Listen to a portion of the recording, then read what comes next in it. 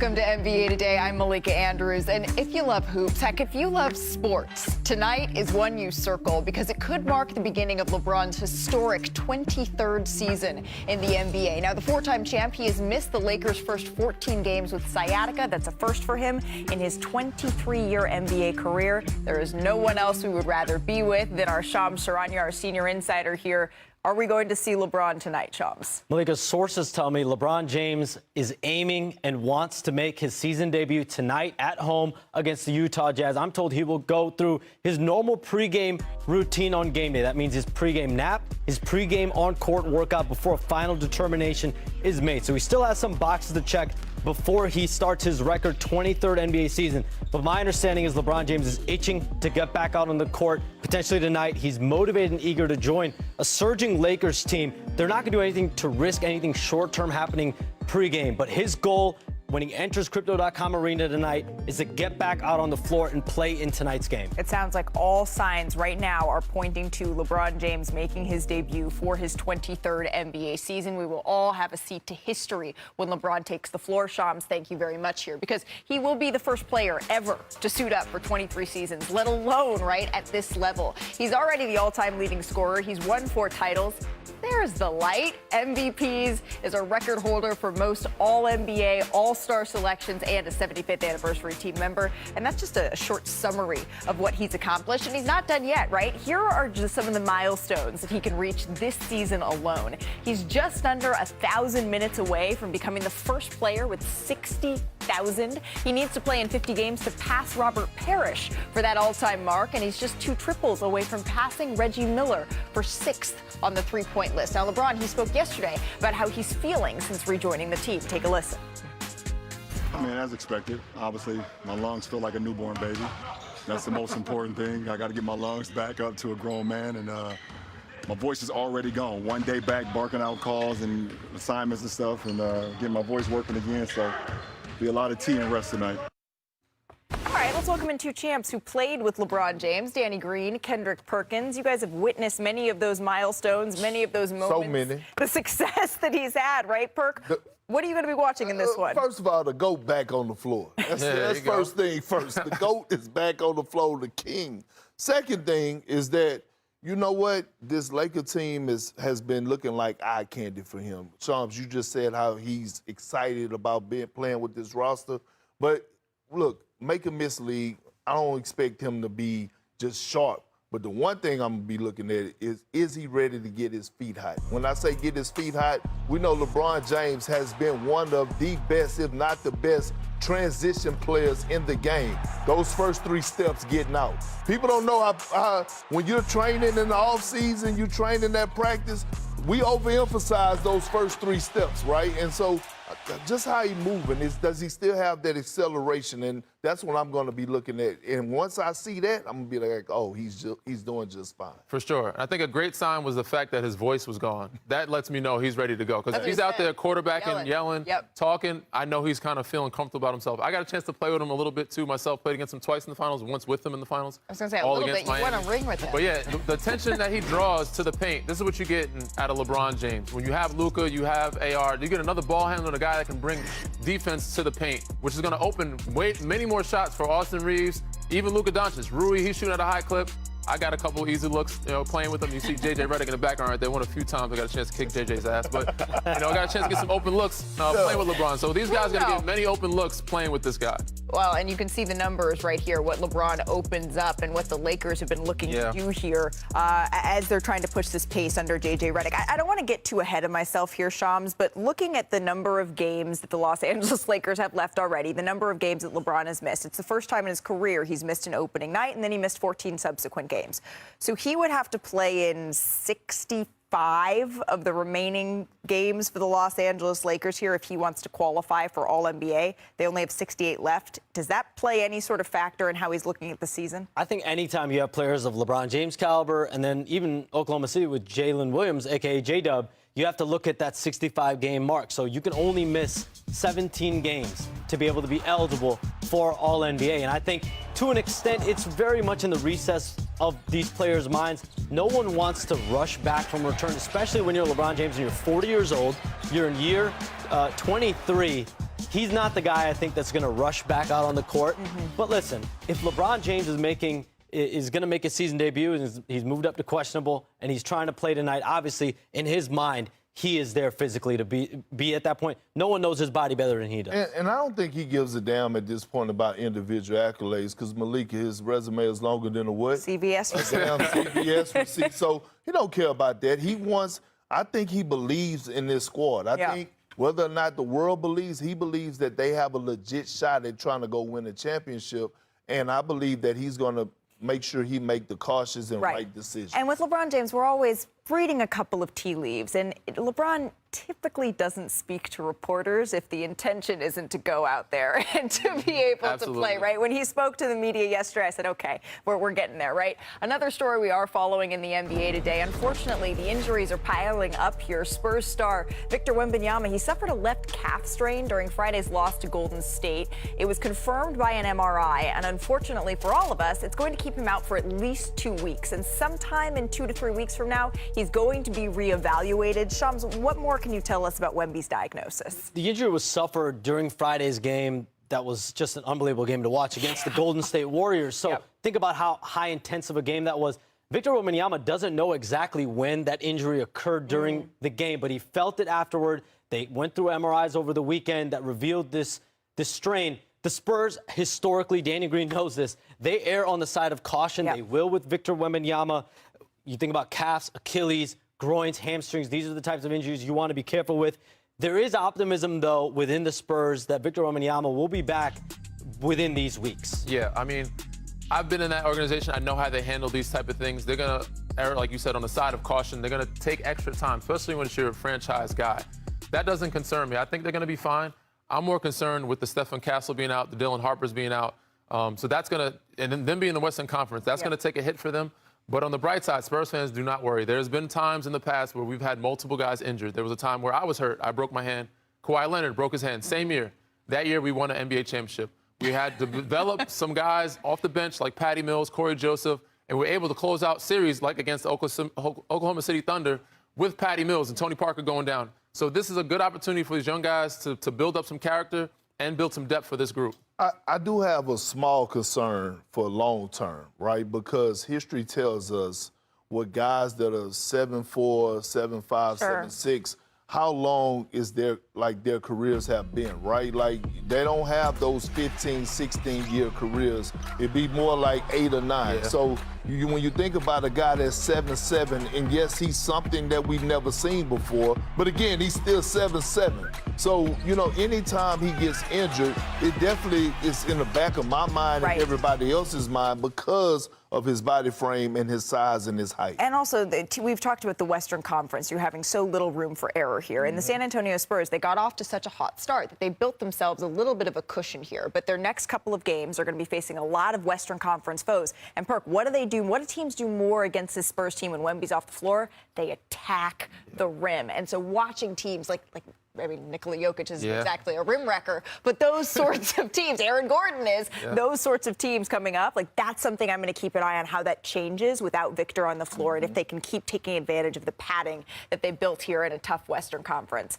I'm sorry to see a story out of Milwaukee. Giannis Antetokounmpo, he scored 14 points, he had 5 rebounds and 4 assists before leaving Monday's loss to Cleveland in the second quarter with a left groin strain. Now, after the game, Doc Rivers, he said that Giannis is scheduled to undergo an MRI today. So, Shams, what more can you tell us about Giannis's injury? Well, Giannis Antetokounmpo has undergone an MRI exam for that left groin injury. They're still waiting on the results, the final prognosis of exactly how long Giannis will be out. But anytime you're dealing with groin, especially groin strains, it's going to be measured not just in a day or two, but several days, possibly even weeks. And that's kind of what the Bucks are bracing for right now. This is the only player in the NBA that's averaged 30 points and 10 rebounds per game this season. We know the burden that he's on a nightly basis to carry and lift this Bucks team that's lost its last 2 games. Yeah, we haven't really seen him have a history of groin injuries here, Danny, but you've dealt with one? I have experienced one of these, Perk. I don't know if you've ever been through one of these situations, but it's very tricky. And it can go into the abdomen, but for me, back then, I was worried about... I didn't have abs, but... For me, it was like, you know, we get back to play. So it was an injury that I had, small strain. We monitored it, but kind of rushed back. And I got back in 2 or 3 weeks. I probably should have took an extra week off to take that time. But because back then you're scared of guys taking your minutes, you wanted to help hoop. I think Kawhi was out during that time. And eventually, toward the end of the season, it turned into a small tear, which some people call osteitis pubis. Now, from doing 2 or 3 weeks to now 2 or 3 months, I had to take the whole summer off of rehabbing. So you got to be very careful because this is a very tricky situation.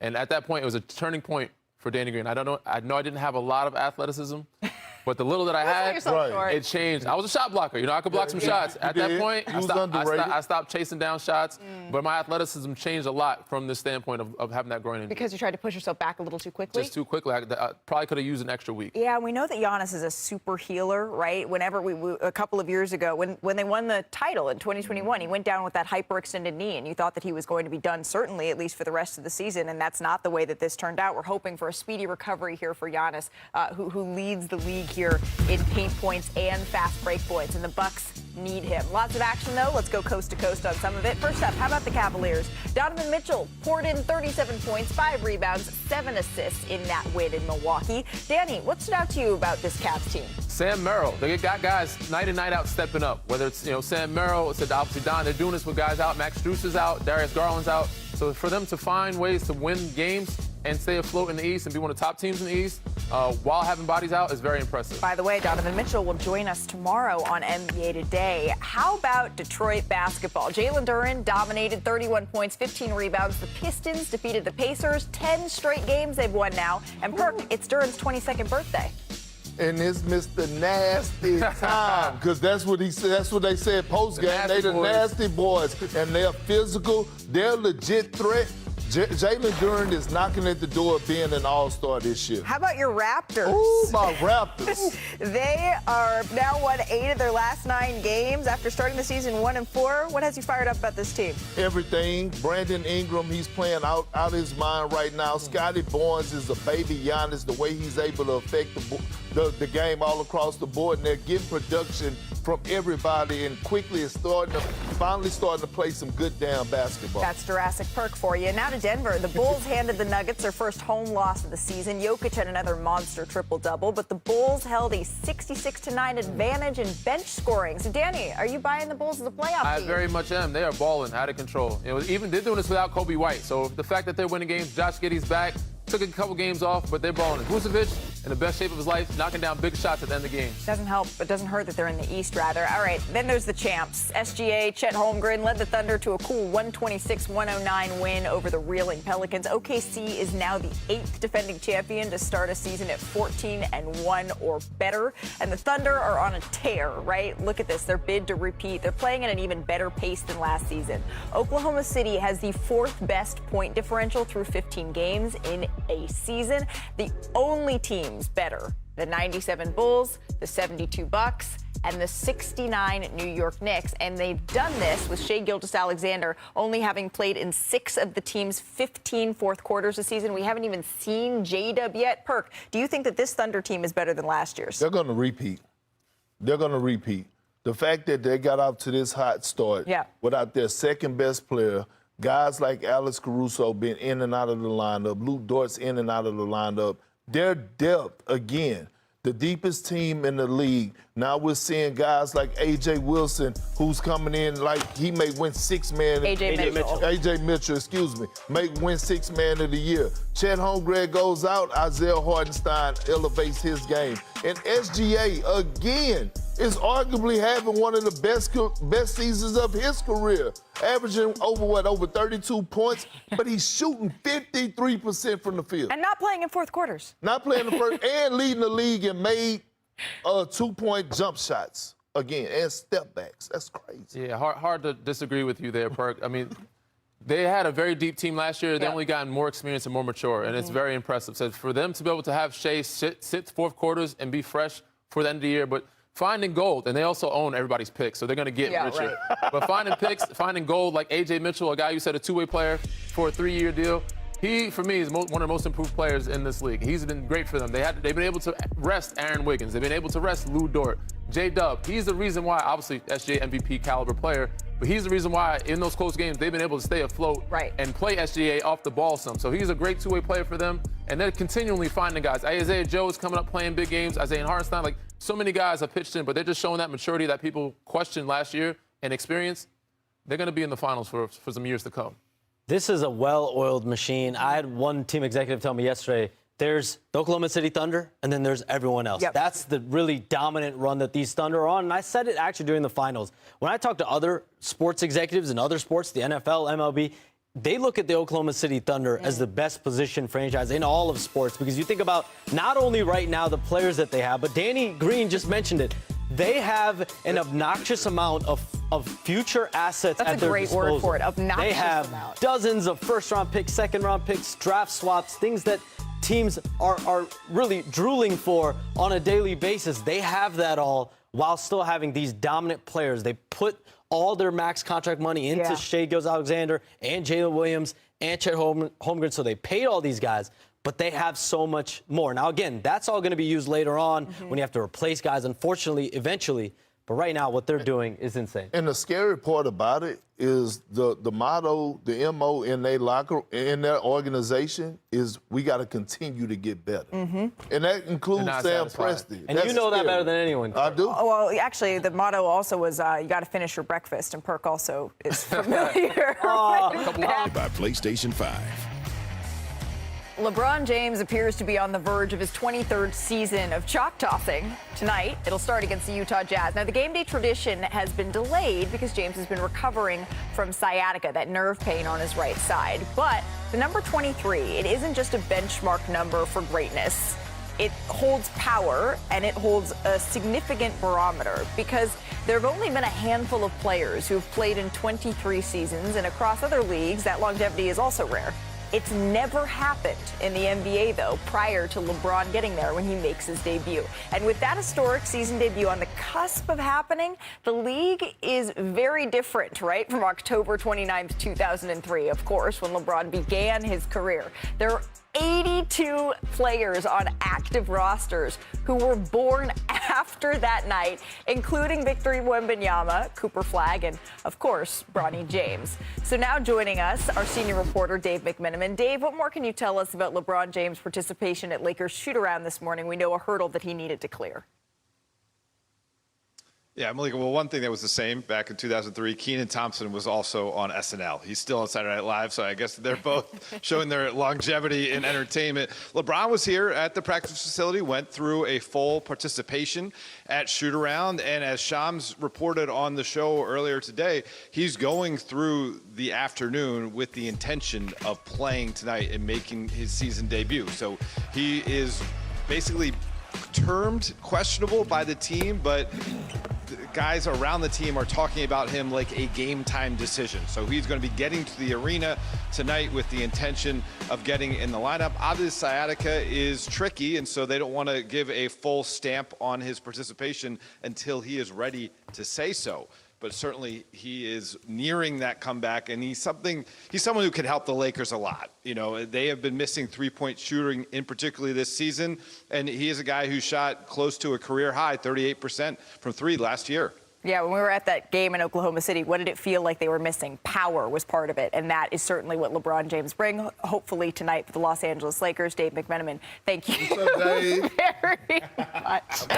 Let's bring it to some court work now, Perk, because one thing you were saying you wanted to see more of between Luka and LeBron was what? Well, one, Bron being more of a screener, Yeah. he doesn't have to be the primary ball handler, and we have some footage, and we're going to do a little court work to show to the public how he could be effective. They used to run this play all the time with Kyrie and Bron in Cleveland. Kevin Love used to go to the corner to create the mismatch, and all of a sudden you get it. The defense shifts, and you have this screen in by Jackson Hayes for Austin Reeves to knock down the corner three. Yeah, and this one, you got a double drag situation with Austin Reeves in it. This is hell to guard. LeBron, because he brings so much attention to detail, or draws so much attention to the paint, you have to respect it.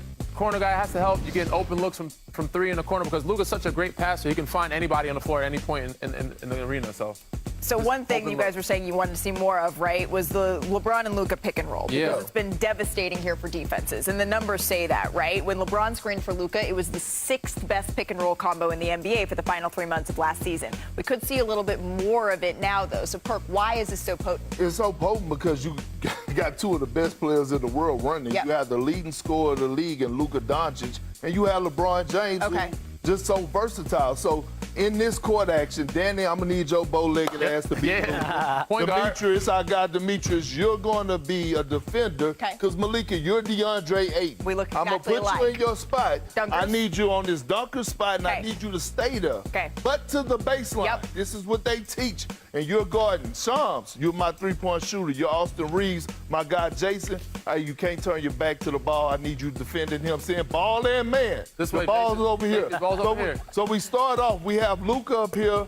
Braun is running into a screen. And when he runs up, now they're going to come and trap Luka. So imagine two guys coming to double team Luka. Braun slips out, right? And once he slips out, in real time, it's hard for a lot of players to read this, but we're talking about LeBron James. He has 3 options. The first option is all the way to the basket, snatching the screws out the rim. Now, you do have a three-point shooter in this corner, but the golden rule, cardinal sin, is never leave strong side corner. Second option, now he catches it out of the slip. He's driving. DeAndre Ayton, man, steps up. He has the lob threat to DeAndre Ayton for the dunk, right? Okay, cool. Now, the third option. He catches it out of the slip again. Hit me, Danny. He catches it out of the slip. He's driving. DeAndre Ayton, man, steps up. Austin Reeves, man, sits on the legs of taking the lob away. He has the skip pass. Knock down Shams. Show what you got, kid. Oh! 2 for $1, yeah? But here we go. Show what you got. I need one more. I need one more. You got to hit it. I got it. There we go. But that's the luxury of having LeBron because he could do so much to affect the game of basketball without just being the primary ball handler to initiate the offense. Looking to see a little bit more of that if LeBron is, in fact, able to make his season debut here tonight. I don't know if they got as sharp a shooter as we got over here Austin in our Reeves is gonna make the first one. AR-15 got it. Friends, let's go from one LA team to another here. Paul George also made his season debut last night against his former team after missing the Sixers' first 12 games of the season with a left knee injury here. Perk, would you have Spike Lee met with Pope Leo the 14th? This is where the Oscar-winning director presented the Chicago Bulls supporting pontiff with a custom New York Knicks jersey with the Pope's name. I definitely missed that one. And number. But it's a good number, though. Yeah, but you love it when two senior citizens get together. It's a great number, though. It's a good number. Oh, all right. Speaking of the Knicks, Karl Anthony Towns led them into Miami to take on Khalil Ware and the Heat last night. Yeah, you heard that right. Missing multiple stars here for New York, including Jalen Brunson. The final couple of minutes and seconds here were wild. Karl Anthony Towns knocks down the 3, a huge bucket here. So the following Knicks possession, the Knicks trail by 2. McBride's shot is short. Towns gets the rebound, but it's blocked by Khalil Ware. Yeah, big block.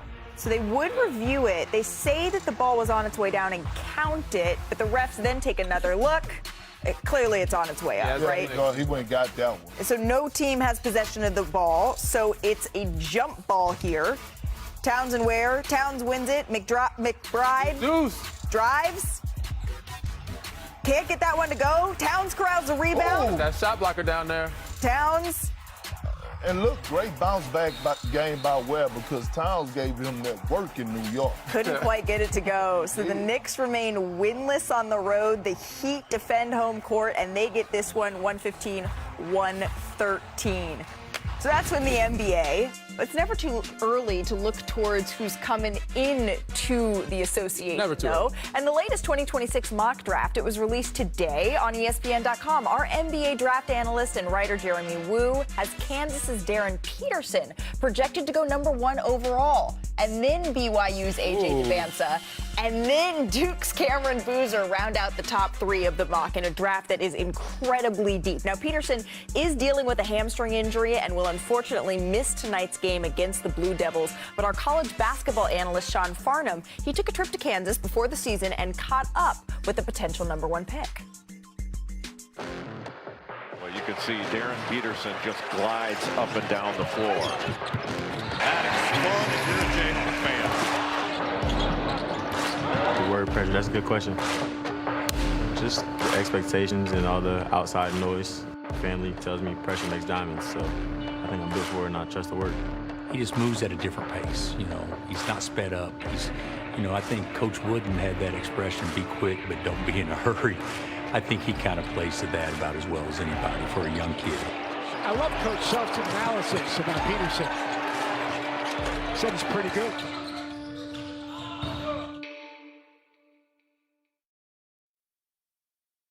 At Kansas, pressure isn't new.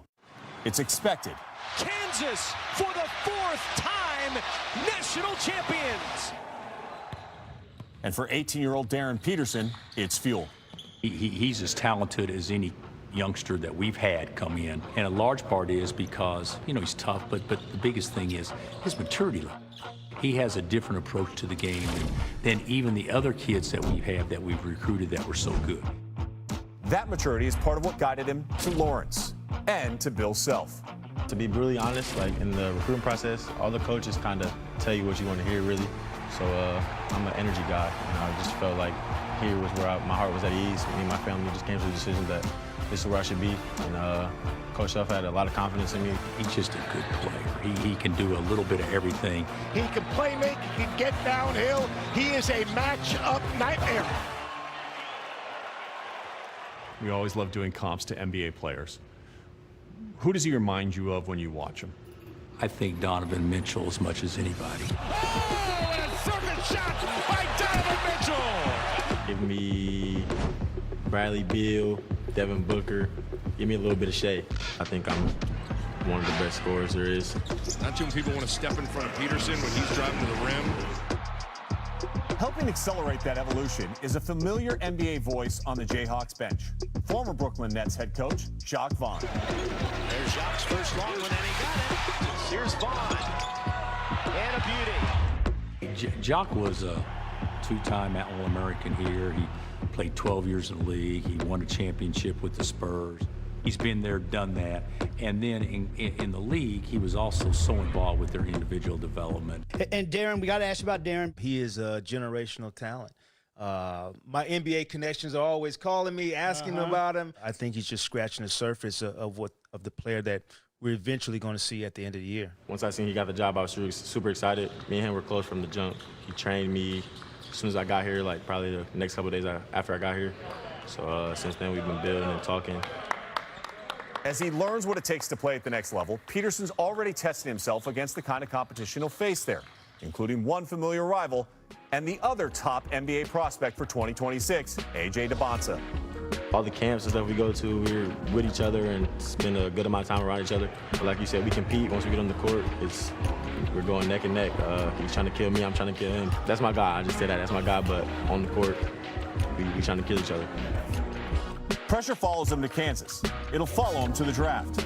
And if pressure makes diamonds, then Kansas might have found its next gem. Trust the work. I feel like I'm prepared for what's to come this year. I'm just ready to get to work and show everybody what I'm capable of.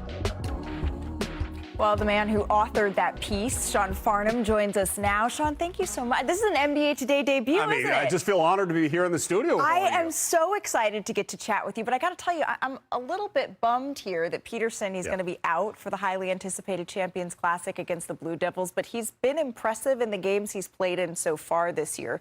You've gotten to see it up close. What stood out to you? Control. You talk to the two guys that are sitting over there at the other desk, and they'll tell you the great players have an understanding to play the game at their pace. Yeah. And he does a really good job of that. And he can impact the game in a variety. He averaged over 30 points a game in high school. He's an opportunistic defensive player, meaning that if you expose the ball and show it, he's going to hunt it, disrupt, and then score it at the other end. He's as dangerous as any player in college basketball on the open floor. He is a special talent, and while he's not playing tonight, he's going to be a can't-miss prospect come June. Yeah. and he's going to be one of the faces of our sport this year at the college level. And right now, he's projected to be the #1 pick. There's a lot of talent, though, when you're looking at the top 3, and we're going to get to see some of that tonight because Kansas is facing the Blue Devils, and we will get to see Cameron Boozer in this game. What makes him so special? He's just a grown man. Yeah. I mean, he just has that size, that strength, and you would expect this from Carlos Boozer's son. It's just that high basketball IQ, positional awareness, how to utilize his body and his frame to overpower defensive players. Now, he has put up some really impressive numbers in the last 3 games in particular. Those teams that he's faced in those games have not been to the caliber of what we've seen from Kansas. And you go back to game 1, he struggled in that first half against Texas, then turned it on a little bit in the second half. I think as this year progresses, Cam Boozer probably is going to have the most impressive stat line of anybody in this freshman class based on usage rate, his strength, and his ability to overpower collegiate defensive players. But when you look at the prospect list and you think about the NBA draft perspective, I think he probably falls 3rd in line to those other 2 guys. And that is exactly where he is projected right now. One of my favorite things that we've had recently on NBA Today is when Carlos was on the show and the Twins surprised him. Wonderful young men as well as tremendous basketball. The Spurs, they will face the Grizzlies tonight without Victor Wembanyama, who will miss a minimum of 2 or 3 weeks with a strained left calf. Now, Wemby is averaging 26 points, 13 rebounds, 4 assists. He also leads the league in blocks per game and is helping San Antonio off to its best start in a decade at 6-4. So now joining us is our reporter, Michael Wright. Michael, how are the Spurs approaching this particular injury to Wemby's calf? Well, you saw Victor Wembanyama shoot around today, right? He looked great. He did some work off to the side while the rest of the team was doing his thing, and you saw no discomfort, no limp, not even a wrap or a sleeve on that injured calf. But a team source told me that Victor Wembanyama feels just fine, but the plan is to sit him out for at least 2 weeks. After that time, they'll go back in, reevaluate, and make a decision moving forward. Now, I got to say that the staff, the people within the Spurs, they're very confident in a 2 to 3 week timeline for him. But you also have to understand that the San Antonio Spurs will always err on the side of caution when it comes to bringing guys back from injury. Nothing has changed there. Yeah, that's sort of what Danny was saying to us earlier. Even in his days with the San Antonio Spurs, an abundance of caution here, especially with their franchise star, Michael C. Wright. Thank you very much. Now, the San Antonio Spurs are sitting in 5th out west, and they're looking to stay afloat without Victor for a little bit here. They're just 1 game ahead of the Warriors, who are at the top of the play-in if that started today. And speaking of Golden State, did you guys see part 2 of Steph Curry's appearance on Mind the Game? He addressed a possible 2nd Olympic bid here. What do you think? This is, how old are you guys now? 40, 37? I'll be 41. 41. A month and a half. Yeah, bro. You think you got an LA Olympics? When is that? Is that the next one? You already know my answer. So you don't even know. I won't be watching this. You did plenty of Olympics. Yes, man. You did plenty of them. You think you might? It is the opposite answer what I told him last year. It's like, God willing, I still have the choice and the physical option to be like, I could actually impact the team. I never say never, but I have. Never say. Why are you laughing? Never say never. I mean, he's done some impressive things, but he'll be 40 as well. It's a tough thing to do at 40 years old. I'll tell you what, I'll take him at 40 because, damn it, we don't need him. I don't have confidence. Those other countries are coming. LeBron and KD, I need one of them. Well, we got a couple. KD, I feel like has a game that's he going might to play forever, right? We got, 2-3 more years until the 2028 Olympics to figure that out. But we only have a couple more hours before the biggest story of the day comes to a head. LeBron James making his possible debut here for the Los Angeles Lakers tonight against the Utah Jazz. Shams, what needs to happen between now and tip-off for him to give it a go? Like, as long as LeBron James gets through his pregame nap, his pregame on-court workout, getting to the arena. Tough challenges. Feeling good as he's entering that building. Right. His aim, his goal, his desire, his want, from all the sources I talked to, is to get out there and play and make his season debut, a 23rd NBA season. He's been dealing with this sciatica injury on his right side. It's a nerve issue. He's not going to do anything that's going to jeopardize the long term of the season, but in his mind, he's been prepping and planning. He started with one-on-ones a couple weeks ago. He progressed, did some more on the court, and we know the last week has been 2 big G League 5-on-5 workouts. He went through a 5-on-5 on Monday. and now all signs are pointing to LeBron James. As long as he can make it to the arena, Get through his feel nap. good. Get I'd through be his pretty nap. shocked if he doesn't make it through his nap. Hey, your driver drive you to the arena. Yeah, you'll be all Hopefully right. Mike Clink didn't wake him up on NBA Today earlier. But Look, if you're the Utah Jazz, hey man, y'all should feel disrespected. Second time in the last couple weeks, they done target y'all to come back on. De'Aaron Fox and now LeBron. The Jazz on the schedule. No, De'Aaron Fox was the Pelicans. Oh, it was the Pelicans. Pelicans, Jazz. Okay, you're right. You're right. Listen, 6-7. the Utah Jazz. Listen, no, but listen, Brian, smart veteran move, but we're seeing the greatest to do it return on the floor with this roster. Yep. I want to see what this big three look like, and most importantly, I want to see how he affects the play of DeAndre Ayton. I'm pretty confident he's going to play tonight. I think he can get through a nap. I think he can get to the arena. So I'm excited to see LeBron James. Yeah, through a light little workout, he's overcome some tougher challenges than a nap. So he's also been shooting it great from the three. So I think he gives him that dynamic of shooting from perimeter. Damn near dead last in that perspective. Yeah. But giving him another look and another ball handler, and so playing tonight, I think it'll be great for us and everybody else in company to get some more open looks and get some minutes on the road with him. And there is an interesting sort of schedule that the Lakers have now, right? They play today against the Utah Jazz, and then they don't play again until Sunday against the Utah Jazz. A lot of rest. So that gives a real runway here for LeBron. He's been talking about over the last couple of days, wanting to make sure that he feels like he can continuously recover and nothing compounds. He has a runway to do that. You have 5 days in between these games, these Utah games, and then you've got another couple days before the game on Tuesday against the Clippers. So I think LeBron James looked at the schedule. Mid-November was always the target. If it takes a little bit more time, it takes a little bit more time. What's that? They should win their next 4 in a row.